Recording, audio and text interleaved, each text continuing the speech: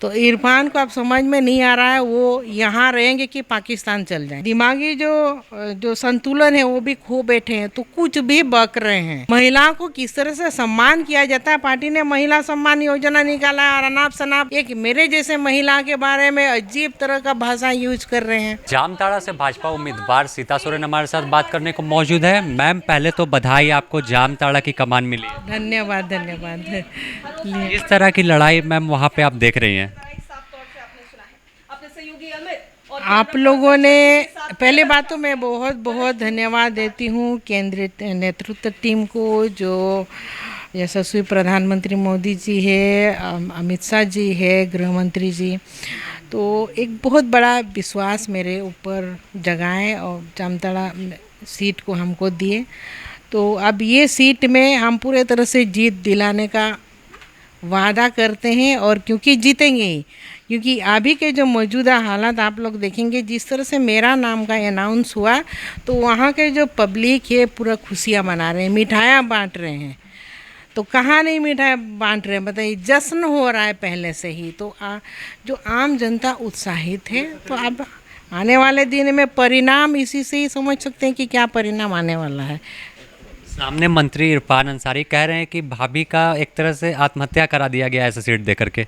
देखिए, ये घबरा गए हैं और दिमागी जो संतुलन है वो भी खो बैठे हैं, तो कुछ भी बक रहे हैं, कुछ भी बक रहे हैं। कभी हमको बाहर वाले बोल दे रहे हैं उड़ीसा से आई, उड़ीसा से आई, क्या समझ, वो सामाजिक परिस्थिति को समझते नहीं है क्या? झारखंड मेरा कितना हम क्या है झारखंड के लिए वो भी नहीं जानते हैं, तो वो करने क्या वाले हैं बताइए। महिलाओं को किस तरह से सम्मान किया जाता है। पार्टी ने महिला सम्मान योजना निकाला है और अनाप शनाप एक मेरे जैसे महिला के बारे में अजीब तरह का भाषा यूज कर रहे हैं। तो ये कहाँ का भाई आप सम्मान का बात करते हैं? एक आम महिला को कैसे सम्मान करेंगे फिर?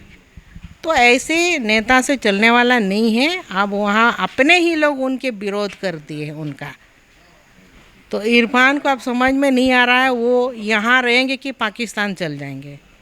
मैडम, संथाल परगना से ही राज्य की सत्ता की चाबी कहा जाता है कि मिलती है, तो किस तरह का माहौल पूरे संथाल परगना में आप देख रही हैं? लगातार वहाँ भ्रमण भी कर रही हैं। देखिए, संथाल परगना में जब जेएमएम में थे तो हमने इतना लंबा मतलब दौरा किए ही नहीं थे। जैसे हम बरहेट तक भी पहुँच गए, पाकुड़ है, साहेबगंज है, तो उस इलाके तक में हम घूम कर के आए हैं। तो हमारे जो संथाल के जो माताएं बहनें हैं और जो स्टूडेंट है वो काफ़ी एक ऐसे नज़रों से हमको देखे कि उम्मीद की नज़रों से देखे कि ये है तो हम बचेंगे, क्योंकि ऐसे ऐसे घटना हुई वहाँ पर, वहाँ के स्टूडेंट के ऊपर।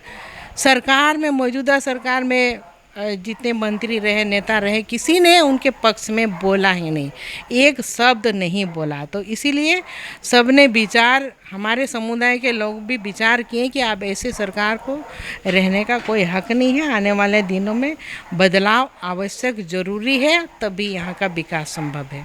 आखिरी सवाल लेंगे मैम, जिस तरह से परिवारवाद की बात अब झारखंड मुक्ति मोर्चा की ओर से कहे जा रहे हैं कि आरोप आप लोग लगा रही थी कि पति पत्नी और पिता की एक पार्टी हो गई झारखंड मुक्ति मोर्चा, लेकिन जब टिकट बंटवारा हुआ भाजपा में तो वो चंपई सोरेन को भी मिला, बाबूलाल सोरेन को भी, और कई ऐसे परिवार के सदस्यों को मिला जो पहले से भी इस संगठन में बड़े पद पे हैं।